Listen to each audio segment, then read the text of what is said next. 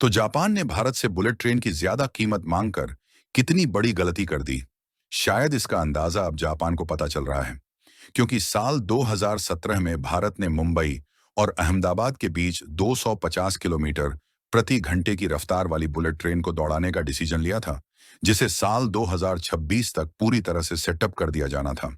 लेकिन शायद जापान की वजह से यह बुलेट ट्रेन साल 2026 तक भी भारत में नहीं दौड़ पाएगी, क्योंकि जापान की बुलेट ट्रेन बनाने वाली कंपनी हिताची और कावासाकी की तरफ से इंडियन रेलवे से ज्यादा कीमत वसूलने की कोशिश की जा रही है। लेकिन अब भारत के रेल मिनिस्टर अश्विनी वैष्णव ने फैसला लिया है कि हम बुलेट ट्रेन को खुद ही भारत में बनाएंगे, और इसके लिए हमें विदेशी टेक्नोलॉजी की कोई जरूरत नहीं है। और यह फैसला भारत की तरफ से ऐसे समय पर लिया गया है जब जापानीज कंपनी की तरफ से बुलेट ट्रेन के लिए दाम बढ़ा दिया गया है, और जापान की बुलेट ट्रेन बनाने वाली कंपनी ने सीधा कह दिया है कि एक बुलेट ट्रेन के लिए इंडियन रेलवे को 460 करोड़ रुपए देने होंगे। तब से लेकर अब तक स्ट्रेस का माहौल छाया हुआ है, और इसीलिए भारत की आईसीएफ, जो कि भारत की इंडिपेंडेंस रेलवे प्रोडक्शन कंपनी है, ये इंजीनियस ली बुलेट ट्रेन को बनाकर दौड़ाने के लिए भरपूर प्रयास में जुट चुकी है। और जापान को शायद अब यह समझ में आ रहा है कि उन्होंने बुलेट ट्रेन के दाम को बढ़ाकर कितनी बड़ी गलती कर दी है। पूरी अपडेट क्या है, वीडियो में समझते हैं। लेकिन आगे बढ़ने से पहले भारत ने स्वदेशी तौर पर बुलेट ट्रेन बनाने का फैसला ले लिया है। इसके लिए वीडियो को एक लाइक करके चैनल को सब्सक्राइब जरूर कर लीजिए, क्योंकि यह आपके लिए 1 सेकंड का काम है, लेकिन इससे हमारी काफी बड़ी मदद होती है।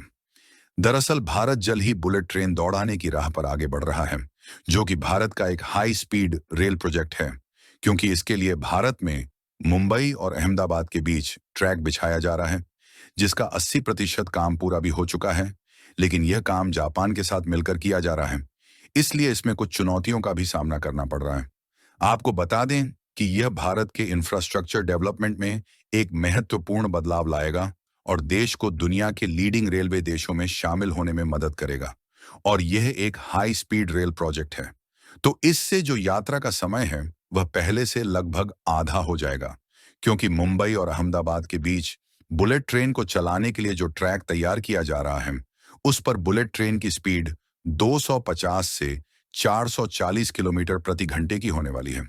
हालांकि इसमें दिक्कत वाली बात यह है कि भारत में जो बुलेट ट्रेन का ट्रैक तैयार किया जा रहा है, इसमें इन्वेस्टमेंट तो भारत के द्वारा किया जा रहा है, लेकिन इसमें जो टेक्नोलॉजी इस्तेमाल हो रही है वह पूरी तरीके से जापान की है। क्योंकि देखा जाए तो जापान पिछले कई सालों से बुलेट ट्रेन के मामले में सबसे आगे रहा है, और हमारे पास हाई स्पीड बुलेट ट्रेन को बनाकर खुद के बलबूते दौड़ाने की टेक्नोलॉजी मौजूद नहीं है। और इसलिए जापान अब बुलेट ट्रेन की कीमत को भारत के लिए बढ़ा चुका है, और बुलेट ट्रेन बनाने वाली जापान की कंपनी हिताची और कावासाकी, दोनों कंपनियों का कहना है कि वह एक बुलेट ट्रेन के लिए इंडियन रेलवे से लगभग 460 करोड़ रुपए लेंगे। और देखा जाए तो यह एक हिसाब से काफी ज्यादा अमाउंट है, जो कि इंडियन रेलवे से जापान की कंपनी मांग कर रही है। वहीं दूसरी तरफ जापानीज कंपनी का कहना है कि भारत में क्लाइमेट चेंज बिल्कुल अलग है, इसलिए हमारे पास जो बुलेट ट्रेन है उसमें भारत के एनवायरनमेंट के हिसाब से बदलाव करने होंगे। और क्योंकि ये ऑन दी सेल प्रोडक्ट नहीं है, इसलिए जापान की बुलेट ट्रेनों को प्रॉपर तरीके से भारत में दौड़ने के लिए उसमें बहुत सारे मॉडिफिकेशन करने होंगे, जैसे कि एयर कंडीशनिंग और फिर धूल को कंट्रोल करने के लिए क्या क्या किया जाना है। इन सभी को फिगर आउट करके भारत की वेदर कंडीशन के हिसाब से मॉडिफिकेशन किया जाएगा। इसलिए जापान से इंडियन रेलवे के लिए बुलेट ट्रेन लेना थोड़ा महंगा पड़ रहा है। वैसे जापान को जब इसकी कीमत बढ़ाना ही था, तो जापान की बुलेट ट्रेन बनाने वाली कंपनियां भारत की आईसीएफ, जो कि इस समय इंडियन रेलवे के प्रोजेक्ट को संभाल रही है, इनके साथ मिलकर इन बुलेट ट्रेन को बना सकती थी।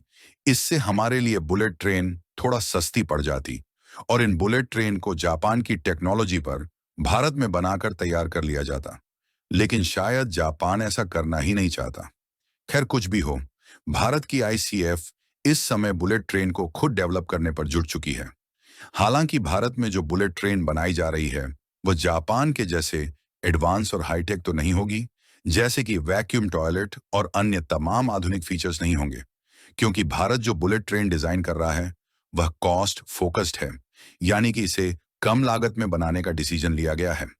इसलिए यहां पर वैक्यूम टॉयलेट की बजाय बायो टॉयलेट यूज किए जाएंगे, और दूसरी खास बात यह है कि इन बुलेट ट्रेन को इस तरह से डिजाइन किया जा रहा है ताकि 50 डिग्री सेल्सियस टेम्परेचर में आसानी से सरवाइव कर सके और इसके संचालन में कोई भी दिक्कत ना हो।